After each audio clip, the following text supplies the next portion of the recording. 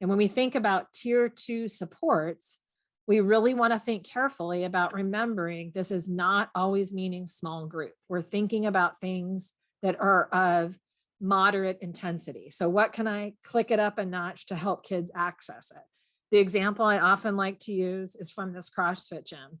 My daughter is an incredible athlete. She is literally a world-class CrossFitter. She participated in the Granite Games as a team, which is this, and by the way, today is the open of the CrossFit, the game. So feel free to register for the CrossFit Open. I'm very excited because I turned 55 this year, which means I'm the youngest of the oldest. I can't wait to finish feeling better so I can start working out again. Anyway, she's this phenomenal athlete and an Olympic weightlifter. She's just incredible.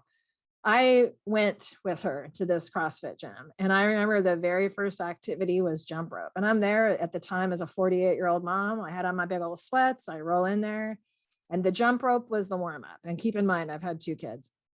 And so after that was over, the CrossFit coach says, all right, if anybody needs to use the restroom before the next set of movements, feel free to do that now. And David's smiling, yes, because it would have been so much better if he would have said that to me before we passed out the jump ropes. The next thing was doing pull-ups. And I still can't do a pull-up. I'm 55, I've been doing this for forever, 6 years, and I still can't do a pull-up. But, she's over there doing chest to bars and he brings this giant rubber band over to me and he's like, Kathleen, put your foot in here. And then he puts it on the rig and I went to pull and nothing happened. He's like, okay, you need 2 rubber bands.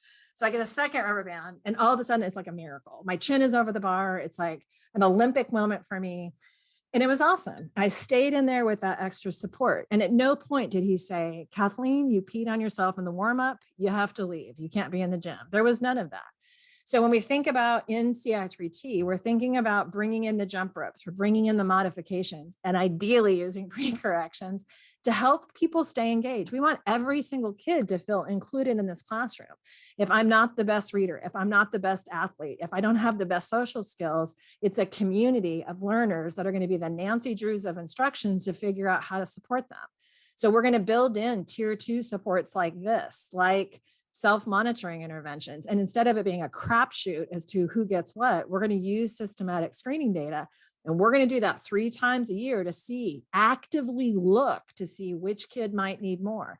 And anything we do extra for a kid, same thing. We're going to find out, are you comfortable with this, the sociability? Is it in place, the treatment integrity, and is it working? And that's how we're going to make decisions after it's been in place for a while to see if more is needed. And we're going to do the same things. Like if it's a reading intervention and I need to layer on a self-monitoring intervention, I'm committed to doing that. And that's why in a CI3T system, we do not make separate lists for academic, behavior, and social. We want to tackle these in a really integrated way.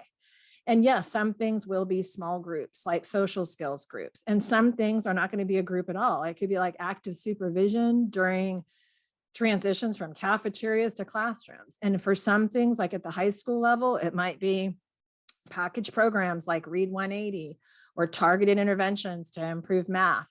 And I'm going to do the same type of thing for tier 3, where it becomes even more intensive supports like functional assessment-based interventions, which we know work, and they are more labor intensive. They're done by a team. And I firmly believe that on that team, people can define target behaviors, reframe what they want kids to do, and then arrange the contingencies to set the stage for those new behaviors to occur.